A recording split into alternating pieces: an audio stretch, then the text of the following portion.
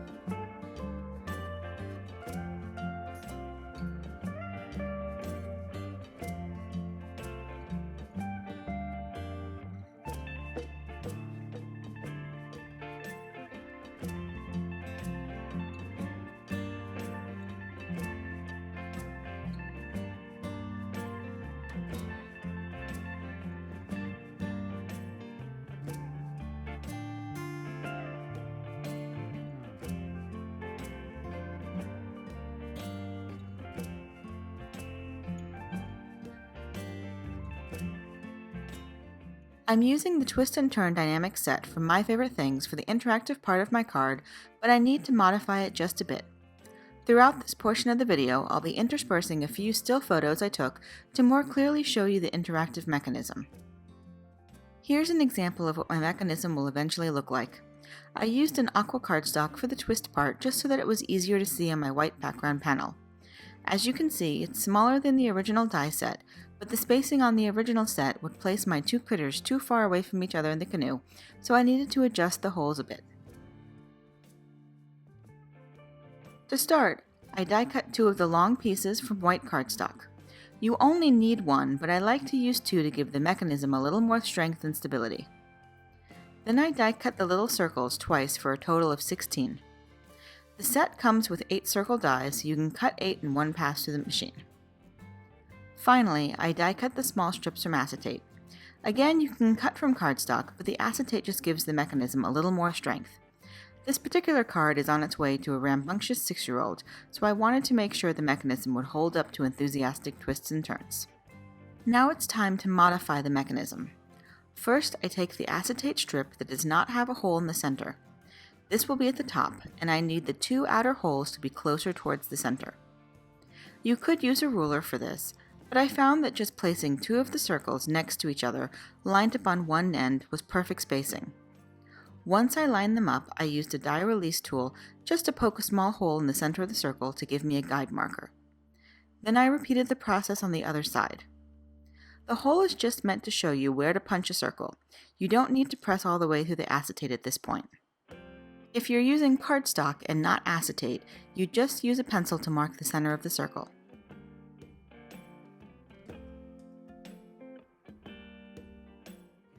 Next, use an 1/8 inch hole punch to cut through those guide markers.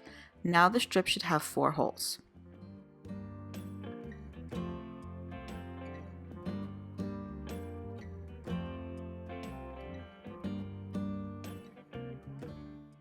Next, I take that strip and place it on top of one of the long tab pieces and line up the original holes with the holes in the tab.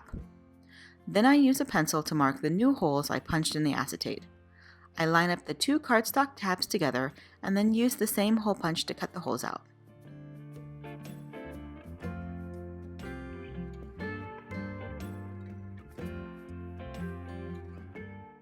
This photo shows how I've modified the mechanism to fit into the canoe better. Again, I've used teal cardstock just to show the holes more clearly. The red circles indicate holes I've punched. If you're not using acetate and don't have a hole punch, you could use a foam pad and a piercing tool, but the hole punch is definitely easier for getting through the acetate. Next, it's time to start assembling the mechanism. First, I adhere the 2 cardstock tabs together. Again, the extra cardstock just gives a nice sturdy pull tab.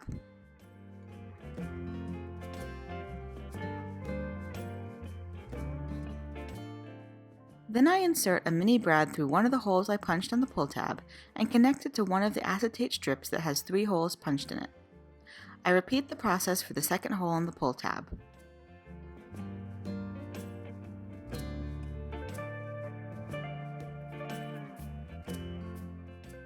Then I connect the 2 acetate strips to the acetate strip that I punched holes into.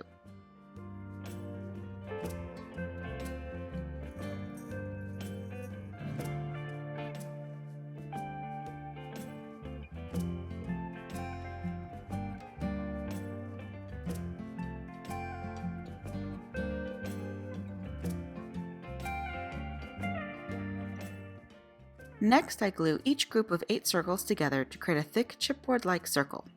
At this point, all the pieces of the mechanism are assembled and I can work on the rest of the card.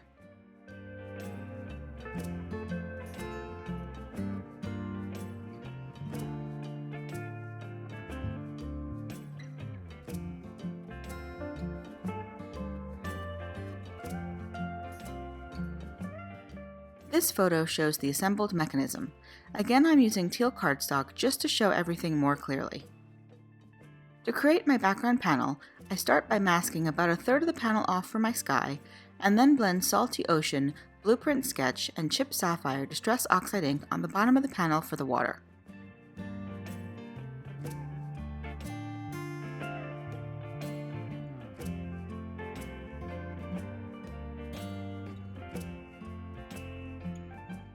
Once I was finished, I dried the ink, then masked off the water and blended Tumbled Glass and Salty Ocean for the sky.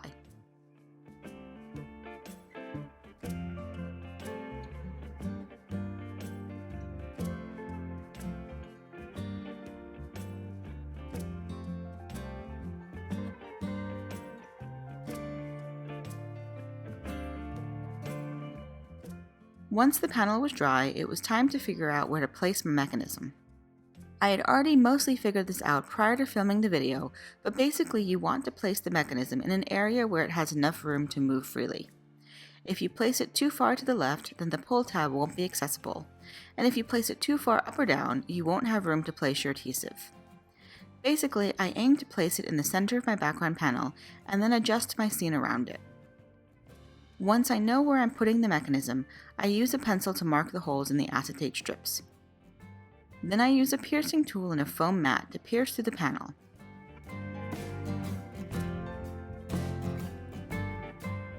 I place the background panel over my card base panel and then use a pencil to mark the holes I've just made. Finally, I use a piercing tool and foam mat to pierce the holes in my card base panel. This just makes sure everything lines up nicely. Next, I take 2 mini brads and place them through the center holes in the acetate strips and then through the holes in the card base panel. This attaches the mechanism to the card base panel.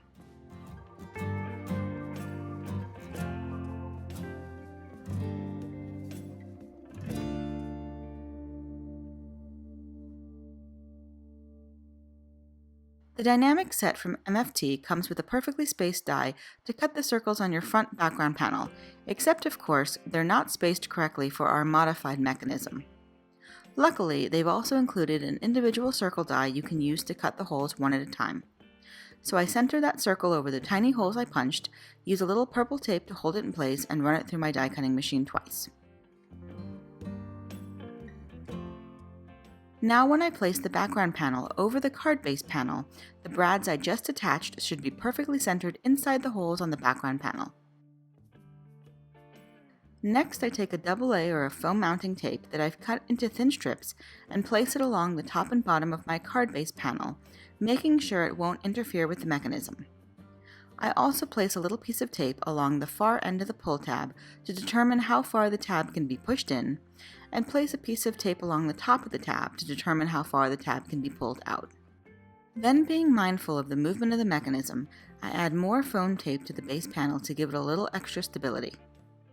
Then I carefully remove the tape backing and place the background panel on top.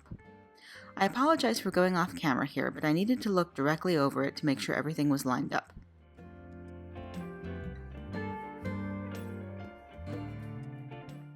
Once it was, I removed the rest of the backing and pressed firmly to secure them together.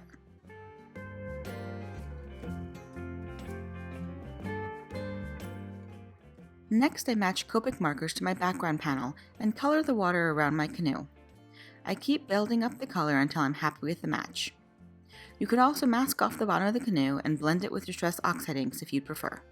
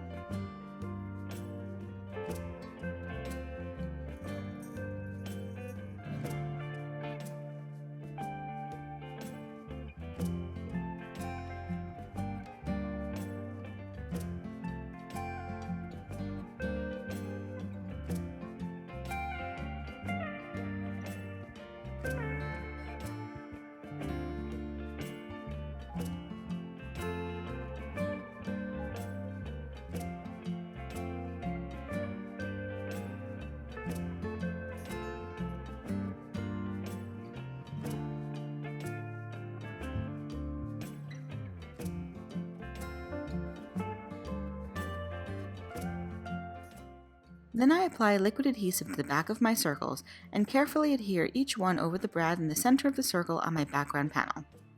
My critters will stick to these circles, which gives the movement of the mechanism.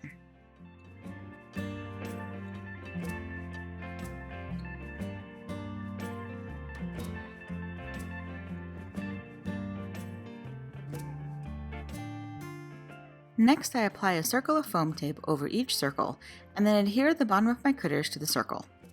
As you can see, I pulled out the tab slightly before I adhered the critter straight up and down. In my opinion, this looked best for the paddling movement. Then I have a little trick for interactive cards. The top of the critters aren't attached to anything, so the cardstock isn't as sturdy as the area where it's attached to the mechanism. And when you mail the card, it can get banged up a bit in transit and the critters can look a little bent. So I like to take a foam square, remove the backing only on one side, and then adhere it to the back of the critter. This gives it a little padding similar to where it adheres to the mechanism, so it's level but doesn't impede any movement. Next, I figure out where to place my canoe so that when the critters are rocking back and forth, you don't see the unfinished edge.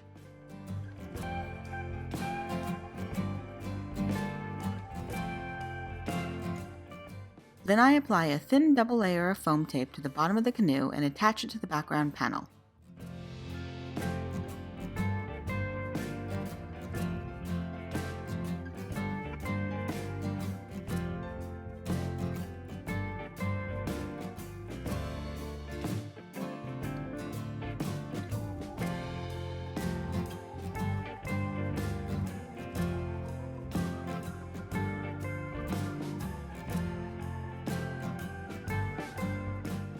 Next, I use a little temporary adhesive to adhere one of the paddles to the bear so that I can figure out the best placement for the paddles.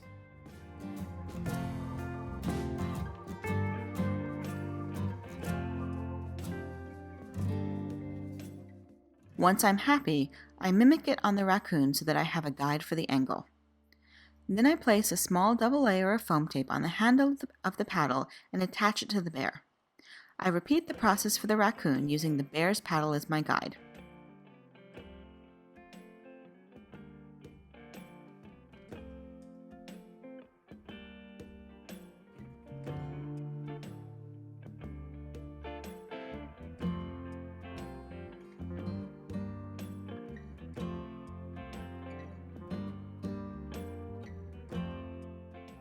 Then I use my same trick to bolster the bottom of the paddle by adding a piece of foam tape just to the back of the paddle.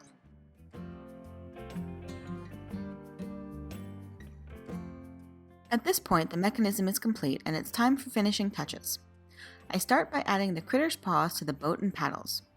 I ended up changing my mind later on and added the raccoon's second paw to the boat as it looked a little weird to have both paws on the paddle. Probably not the most efficient way to paddle, but it looks good on the card. I added the fish in a sentiment from Camp Wanna Stamp, white heat embossed on black cardstock and cut at an angle. I also used Copic markers to add a few accents to the water.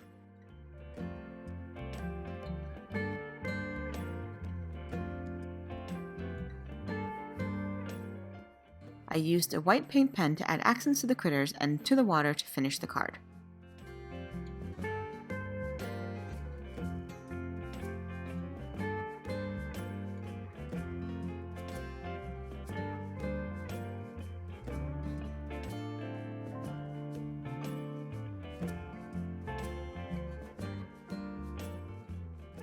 And that's it. Of course, you could create the same scene without the interactive element, but I really think the twist and turn mechanism adds a fun wow factor to the card. I hope you enjoyed my tutorial, and if you have any questions, please feel free to leave a comment and I'll try to answer. You can find more information, photos, and a complete supply list over on the Elle and Hutson blog, and there's a link in the YouTube description below. Thanks so much for watching, have an amazing day, and happy crafting. Bye!